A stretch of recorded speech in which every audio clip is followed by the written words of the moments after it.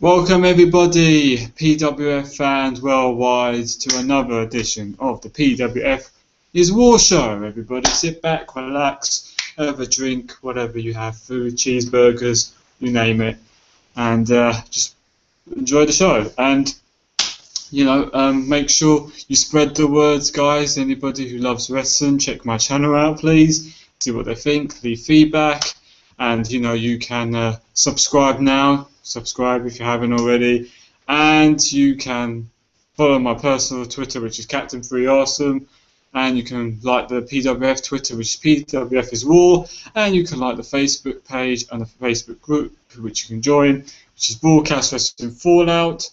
And yep, that's it. Let's start the show. Let's get down to business about the Raw, with what happened from last night, the highlights. So let's do the Raw review right now. So let's get it on the way. First off, it started off with with the first match of the night. Really, it didn't start off with anybody coming out to a promo or a segment. It just started off with the first match of the night, which was a steel cage match between Chris Jericho, the Rock and Roller, versus Bray Wyatt, the Follow the Buzzards, Eden of the worlds. And this match really delivered to me. It was a great start, great opener, great to start. It could have been the main event, to be honest with you, and it really delivered. There were good spots. You had Jericho on the top of the cage, did the crossbody. He hurt himself. Because I think a lot of it, he didn't connect all of it, because I saw some of it he bashed his head to Bray Wyatt and he landed his leg wrong as well, so that he could have easily got hurt from that.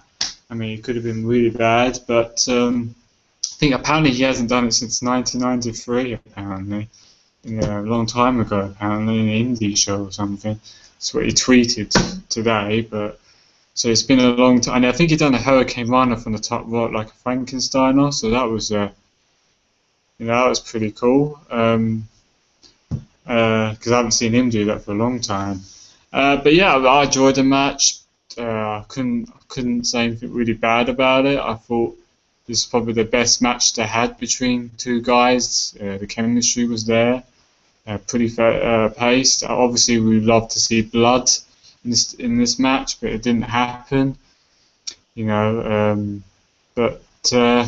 end, Bray Wyatt won, kind of no surprise there. Jericho was just going to put him over it again. I don't see, but it was good. Bray Wyatt needed that win, and he got it. How he won it, is that Fox? The fuck? Sorry, I think there's a fox in my window. Never mind. What I was saying about, he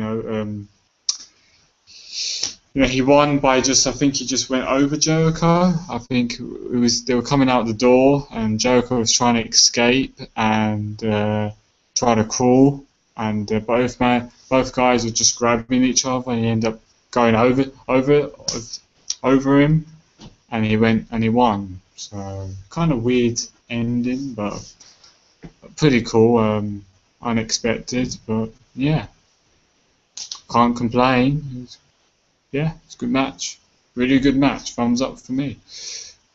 So it pumped me up. So anyway, from that, you go after the match, Jericho, I think it was Bray Wyatt throws Jericho back in the ring. Harper keeps the cage door closed, and then Bray hits Sister Abigail and stands tall. But after that, we go backstage. You had Rollins, Kane, Randy Orton, and Triple H to Authority. Orton says Triple H that he wants to do something to Roman Reigns tonight. That makes what Seth Rollins did to Dean Ambrose look like nothing. Triple H says he gives Orton permission to do whatever he wants. And then they're gone to a commercial break, and after that you had Dolph Ziggler in the ring. You know, he says that last week was a very controversial week in Hollywood as many celebrities' photos were leaked. He says no one deserves that, except for The Miz. Yeah, for The Miz, the awesome one, but I'm the awesome one. But he then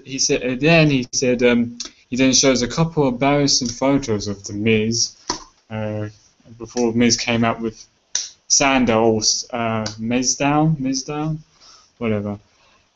He's stunned double. But then he said, Miz says that he goes further. He goes any further, he will sue him and make sure he never works again. Ziggler will show. If Ziggler still shows the final photo, and Ziggler still shows the photo. The last one is Miz getting spray tanned by Sandow. And Sandow gets in the ring, and Ziggler just takes him out, zigzag. And then Ziggler just stands tall, and Miz left. And that was it. Pretty, the backstage was pretty cool with the authority. I thought it was alright. I thought the Ziggler with the photos thing was pretty hilarious. I enjoyed that. I think so far so good for me. I loved it. I thought it was really funny. I mean, when they did the spray tan, I thought, was that really PG stuff? But you know, now it's more edgier, so it's nice to see. Because you know, come on, it's quite funny as well. I mean, if no one thought that was funny, then you're just stupid. You have no humour. You're boring. But yeah, I thought it was hilarious. I enjoyed it. I would love to see more. Sandow, you know, I think Sandow did well out there as well. You know, to me. But Ziggler, of course, was doing an awesome job there. Good feud. I like the feud going on. I think the feud with the Miz, Hollywood Miz and Ziggler's been nice to see a feud with the, especially when it's a mid-Carter feud for the IC belt. We haven't seen that for a long time, so that's been really intriguing for me, and it's looking good, you know. And you've got Sandow there, or Miz down there as well. I mean, I think down the line I could see Miz down turning on the Miz, because I think he's outshining him, in my opinion, and especially when I saw that promo he did in the Raw Fallout, that video, that was pretty. You should check it out. He did a really awesome job there, better than The Miz. So, yeah. Anyway, after that, after commercial break, we had AJ Lee, the beautiful AJ, and Divas champion, obviously beautiful as well. Paige in the tag team match against Natalia and Rosa Mendes. Yes. Rosa Mendes was competing, ladies and gentlemen. If that's a good thing or a bad thing. But, yeah, I mean, this match was really short. I really didn't really care about it. And not much, you know, not really much happened. Paige then goes to tag in, and then there was like AJ, I think, grabs Paige and then tags herself in, and AJ just hits the... just locks up the Black Widow. Rosa Mendes tap out. That's it. There's not really much else to say there. It wasn't really intriguing. And then after the match, Paige continues to complain to AJ after the match about AJ, and then AJ takes the title from Paige, and AJ then kisses the title. Yeah, she kisses it, and then hands it back to Paige, and then Paige, and then she saw AJ kissing the title. Paige did the same. Paige kissed the title as well, and then holds it over AJ, and then AJ smiles and skips around like the girl, you know, as she always does. And then Paige tells her to go back in the ring, and then she skips off. That's it.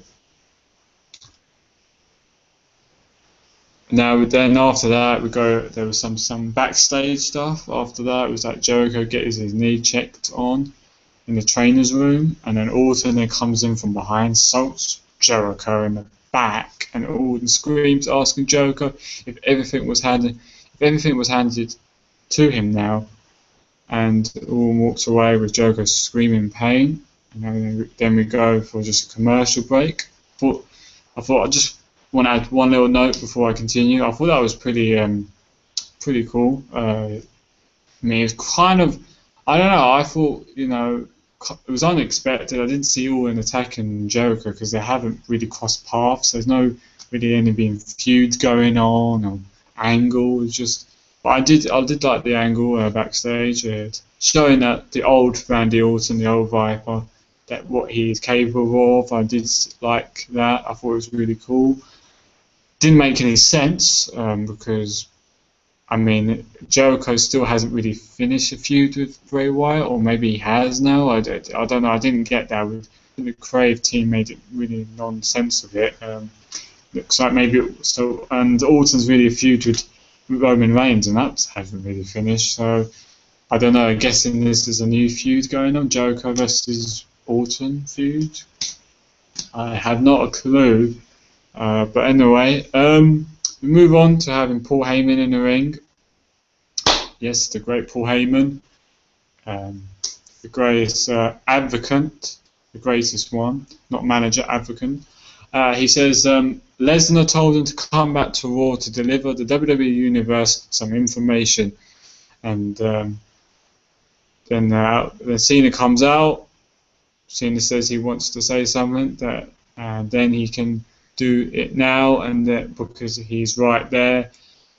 And then Heyman says before SummerSlam, Cena was the greatest WWE champion of all time, but now he's going to tell him now how to beat Brock Lesnar.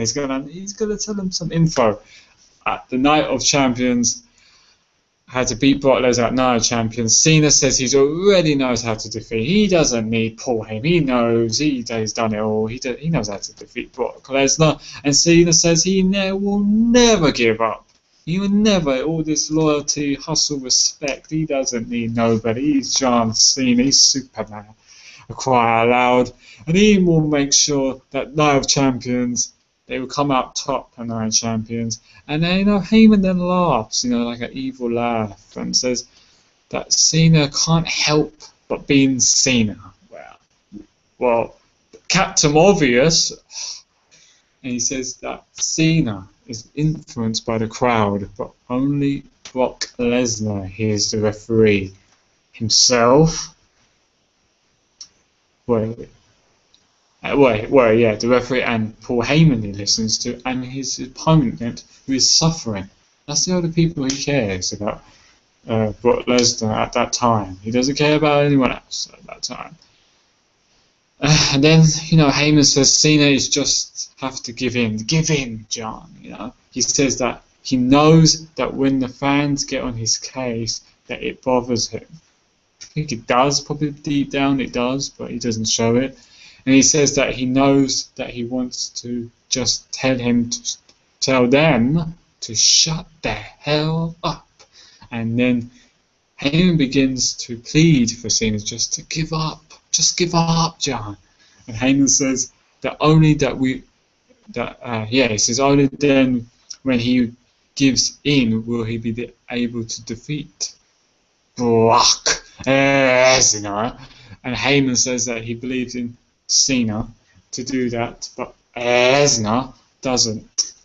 Cena then begins to listen to the crowd, but then tells Heyman, because Heyman was telling the crowd shut up, and then they told that fat guy unemployed, to shut up. It's quite funny. There's always he probably eat millions of cheeseburgers. I wouldn't be surprised. And but then Cena was just kind of torn, saying, looking at the crowd. He was near the apron. He was thinking, should I tell the crowd to shut up? To shut up and join Paul Heyman, but it wasn't going to happen. I knew that in a million years he wasn't going to. He's not going to tell the crowd to shut up. I was watching Raw that time, and I just thought myself, he's not going to. It's a waste of time. And I was proven right again. But he says, so I was saying, he says he tells Heyman to shut up instead, and he says that he knows what Heyman's doing and that he wants to end Cena, and Cena says that he's always going to be him because he likes being him, and yeah, of course, he's not going to turn. I don't see him turning heel, but some fans do. Some fans believe he will turn heel eventually. They want to think that way. I did at one time, but I lost hope quite a while ago now. I don't see him turning heel. But who knows? But I'm still keeping my word. But Cena says he likes being the guy who is analysed by the kids with his dad, even though that the dad doesn't like him. What a surprise! He's telling well, it's not obviously he's now using the cheap heat. I'll call it the cheap heat. When he talks about, the kids, the Make-A-Wish, the soldiers, he just wants people to cheer him, to beg them to cheer him because he doesn't get really any cheers. Let's face it, he does, but not as much as he once upon a time when he used to. I mean, he just gets mostly the booze he gets, but yeah, he gets the cheap heat. He's the only person does Make-A-Wish. Other guys do Make-A-Wish as well. But at the end of the day, I do respect that what he does. I mean, with the kids, with the charity. Even though I'm not a fan of him, I've said it before, but got to respect what he does for that, and he does give the children his day. So, but I did find it weird when he said he likes having. Was it that he said something about the children? He likes having a good time with them or something. I found that kind of weird. In one way, I found that sounded wrong, but that's just my opinion. I found it quite funny, but yeah, he's obviously want to try and get the cheap heat as he always has. But anyway, in the day, I respect, yeah. But yeah, after that, pretty much he says that he's giving Heyman 7 days, just 7 days. Cena says that Heyman better bring his beast to fight, or Cena will be fighting him. Yeah, he's always got his gear on. He'll be ready to fight. He's not going to back down. And Cena walks away as Heyman looks on, and then we go for commercial break. I mean, I thought that was great stuff, magic stuff. I loved the interaction between John Cena and Paul Heyman. I thought it was great. Paul Heyman obviously is the king of promos, to be honest with you. He's just gold. I thought, Cena, hold his own. Don't really like the guy, but he on the mic when he's serious, he's very good. No doubt, he can talk when he's very serious. He can deliver very well on promos. You can say what you like about the guy, he can deliver, and that's what I respect about him. That's when I think, oh, okay, I can actually listen to what he's got to say, because most of the time when he's doing that comedy crap, I don't want to listen to him. It bores me. Like the other week, it was boring. But last night, he did a good job. To be fair to the guy, I do respect when he does that. But yeah, let's move on. After commercial break, we had the Money in the Bank winner, Seth Rollins, in action against Sheamus, United States champion, in a non-title match, one-on-one. It was a right match, nothing special.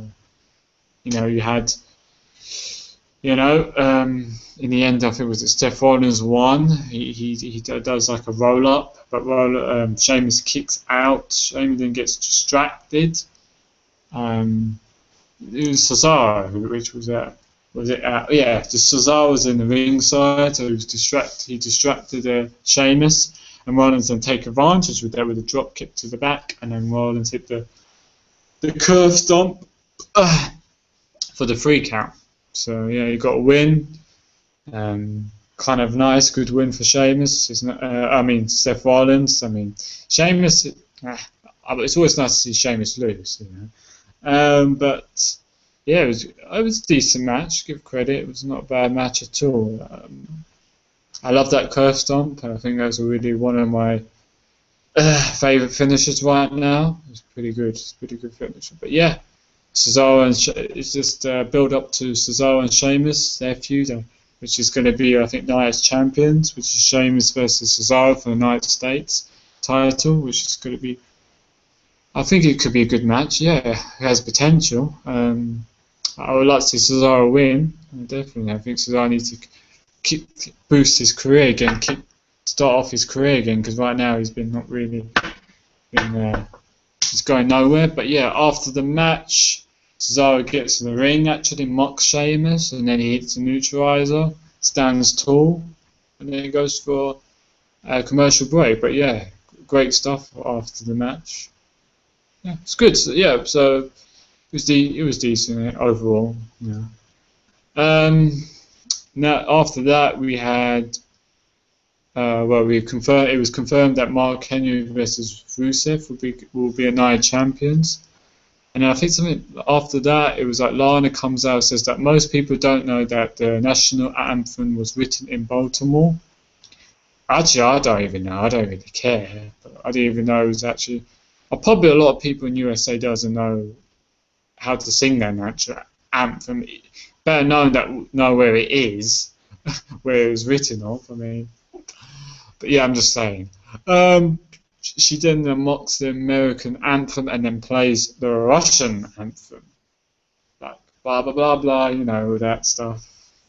I don't know the Russian anthem. If I knew someone, they could sing it for me, but I don't. But yeah, it was okay enough. I didn't really care about it much. Little heat there, little USA chants, you know.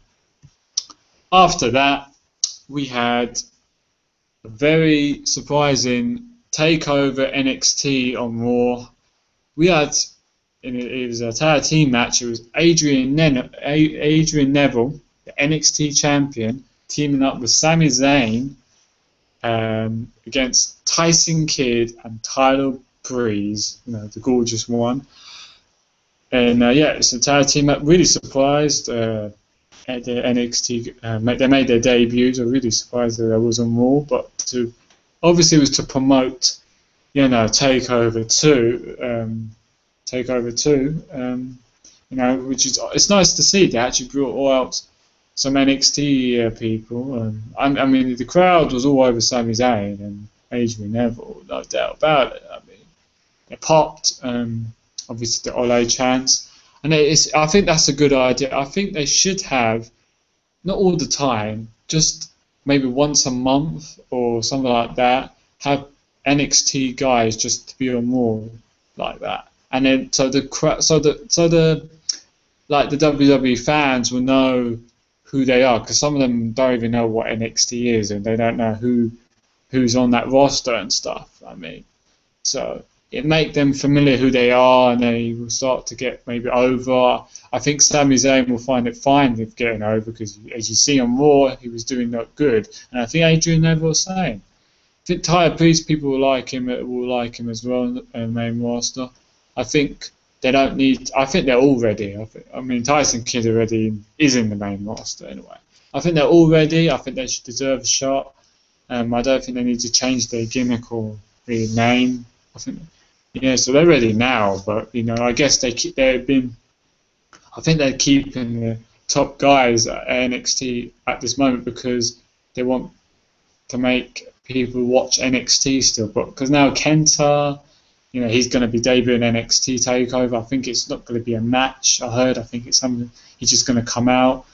I think with Ric Flair or something.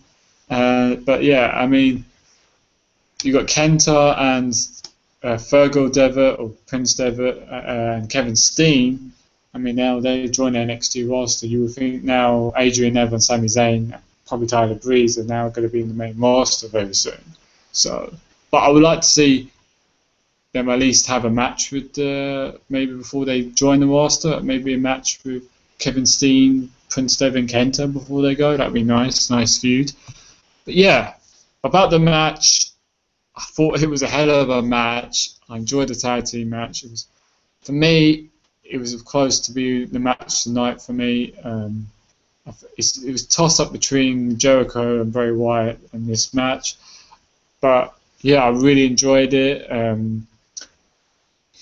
I think Adrian Neville shined in that match. But yeah, I mean, in the end, Adrian Neville did the kick to Breeze from the apron, did the Red Arrow for the win. That Red Arrow finish is just the best. Love that finisher, and I could see it. I could record it and see it over and over again. But yeah, it's a good win, and I'm looking forward to seeing Takeover too. It'll be hell of a fatal four-way match with Sami Zayn versus Adrian Neville versus Tyler Breeze versus Tyson Kidd for the NXT Championship. It's going to be a hell of a match. Show stealer. Hashtag that. But we move on now.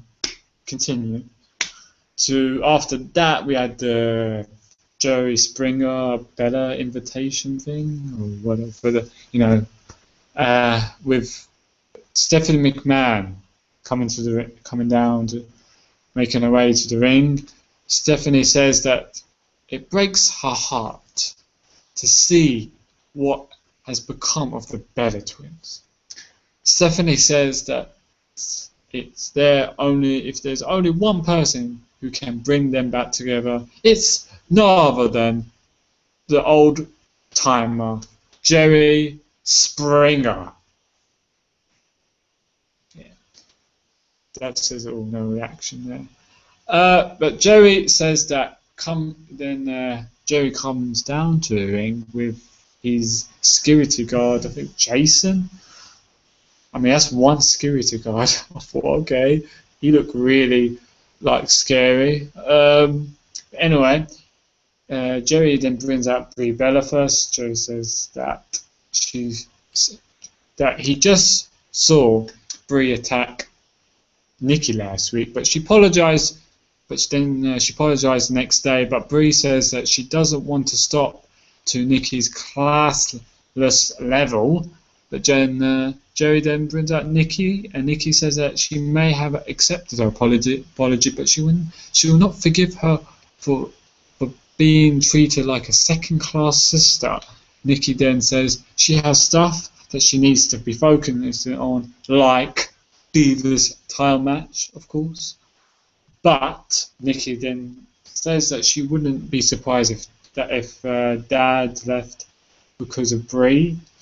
It was getting personal, guys. It was getting personal. And then they showed clips of their mom and their dad asking them to fix this. And then Jerry then brings out the brother. I mean, I never even know. I didn't know they have a brother.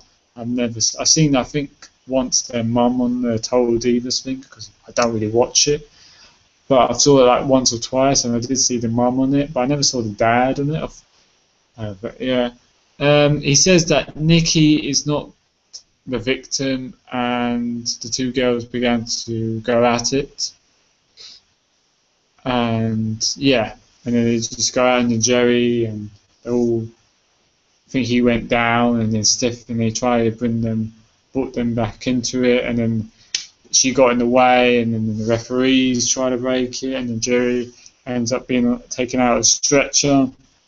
He gives a thumbs up that he's okay. He's going to be alright. His leg is fine, He still has it. He just only have to do is to believe.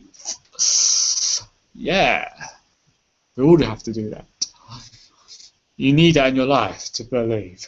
Anyway, let's get on. Let's move on. Then after the commercial break, we had Goldust teaming up with his brother Stardust, the Bizarre Ones, against Los Matadores in a tag team match, which I really didn't care about.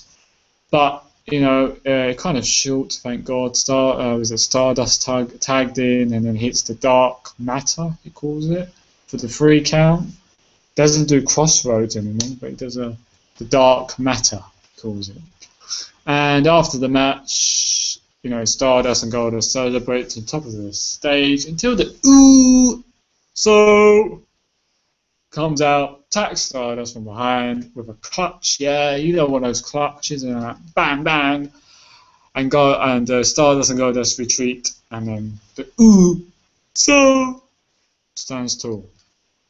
You say ooh, you say oh, but we move on to, I think they had a tribute video of Jonah Rivers of her career in the wrestling industry. So rest in peace. You know, she was well known to worldwide. I hope it was a travesty that, you know, we lost her, but we lost a lot of favourite people, like, you know, Ultimate Warrior, and, you know, many passed away. You know, many. It's just sad. It just happens, and that's life. You know, people, loved ones, and people you see as a role model or been fans of, just go. It's just their time, unfortunately. You know, but that's how it is. That's life. Yeah.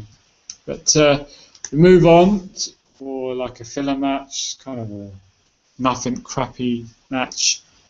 Adam Rose versus Tyson Hill. Yeah. Boring. Yeah. Didn't care. Took a break, to be honest with you, but I knew who won. Adam Rose won with the party foul, even though it's quite funny because Adam Rose is losing in NXT recently, a lot of matches, but he's winning matches in the main roster. That's genius logic, WWE logic there. I don't know. They need to drop this Adam Rose crap. It's boring. It just doesn't work. Boring. But yeah, Tyson Hill just looks like making him look like an idiot again, and it's definitely they're making Heath Slater worse. I mean, have the bunny super kick Slayer. I mean, what the fuck? A bunny to do that? I mean, some guy dressed up. I thought, was it Shawn Michaels under the bunny? And he did the splash. I mean, what is this? I mean, come on. I don't know who's under the bunny. I mean, people think maybe Zack Ryder. I don't know. Maybe. I mean, I think someone commented on my page saying it's CM Punk. Yeah, you wish. But I don't know. I mean, there's rumours about having it Darren Young going to be. That's the rumour of today. I was going to do actually a video on it, but might as well say it now. About Darren Young, he's going to be the bunny apparently, even though the guy was actually, you saw his hands was white. No disrespect, but they're saying that he's going to be the bunny, and he's going to have a push for the United States title. I really don't care, to be honest with you. I think it would be a failure. I don't think it would work, but anyway. But yeah, even though he's gay, he's going to be the bunny. Maybe it's just a rumour. I don't know. But yeah, after that, we had backstage. We had with Roman Reigns talking with Renee Young, saying that he doesn't know what Orton meant earlier, but he knows that he is the Viper. But he was antidoped. And then after that, it was a commercial break. And then we had the main event, Randy Orton versus Roman Reigns, one-on-one, both men. I mean, it was a long match. I thought it was a good main event. I still believe the Bray Wyatt and Jericho was match that night between the NXT tag team match, I thought. But this was a good match. You know, Rollins get back to the feet. I think he hit the Superman punch. Orton makes, I think Orton does like a power slam, and then Roman Reigns kicked out. Orton then hits the DDT. Orton then calls for the RKO, but then he reverses it for the Superman punch. And then, you know, Rollins and Kane interfere, and it just assaulted him. In the end, Roman Reigns won by no DQ. And then Orton calls to lower the steel cage to come down, but Reigns takes out Rollins and Kane. Takes out Rollins and Kane out of the ring, and then gets Orton all by himself in the cage, and then he spears Orton, and then however Rollins jumps off the top of the cage to Roman, which was a hell of a spot. I mean, I mean, everybody was chanting "Holy shit!" I mean, that was pretty holy shit. I mean, before that, he nearly got hurt. I saw there was a picture today of him when the cage was lowering down, the spikes, you know, between it's going to the holes. He nearly went through his his backside. He nearly got caught of it, and then he was very fast to react to get out of the way. So lucky, it could have been nasty. I mean, that was like Batman style or Indiana Jones. I mean, my God, I mean, that was fast. I mean, bloody hell. I mean, that was so dangerous. That was so close. But then yeah, and then Kane gets him. The beatdown begins. Orton grabs the chair and then begins to destroy Reigns, and then I think Kane did the choke slam as well. And then in the ends up, Seth Rollins hit the curve stomp onto the chair, and then the Authority stands tall, and that ends Raw. So that was pretty it, guys. That was the Raw review. Overall, the show was better than last probably 3 weeks or month. That's the best show they did. I could say about at least 2 things I didn't like, but the rest was fine. I didn't see any point of this Adam Rose versus Ty O'Neil match. The Los Matadores match, I thought those two I just didn't care about. But and then Jerry Springer was a bit, you know, it was not too bad, I guess. I mean, that's it really, I guess. Oh yeah, and I didn't like how the Crave team making us like we have to forget about the other storylines. That they didn't finish them off, like Bray Wyatt and Jericho. I mean, they didn't really. I don't know if they haven't really finished it. They haven't ended it, and maybe that was the end of it, because you saw Randy Orton attack Jericho. I mean, that was a bit random to me. There's no sense to it. There's no build up to that. No cross path, no feud was going. And the same goes because Orton hasn't finished with Roman Reigns, but now Seth Rollins is now having a feud with Roman Reigns. I don't know. I think the Crave team had a little bit that night, maybe a little bit of smoking weed, a little bit last night, or they were a bit drunk. I felt that was a bit wrong. I think they could have done better with that. But that's it really. But overall, I'll give the show a thumbs up. Great show. So you got to PWF fans, tell me what you thought of the Raw. Did you thought it was a better show from weeks? And tell me what was your favourite part of the show, or the worst part of the show, or even maybe you didn't enjoy the Raw. You thought maybe it was boring, another week boring, and maybe you don't want to watch it anymore, or you just, yeah, it wasn't just. I don't know. You just didn't like it that week. Just tell me your opinion, guys. Leave your feedback, and I hope you enjoyed the show, guys. Spread the word. Tell your friends, anybody or family, anybody who loves wrestling, to check my channel out and see what they think. And you can subscribe now. Subscribe and like my Facebook page and my Facebook group, which is Broadcast Wrestling Fallout. Follow my personal Twitter, which is Captain3Awesome, and make sure you can follow the PWF Twitter, which is PWF is Raw. And that's pretty much it, guys. And I see you guys for another episode of the PWF show. Thanks for watching. I'm out. Peace.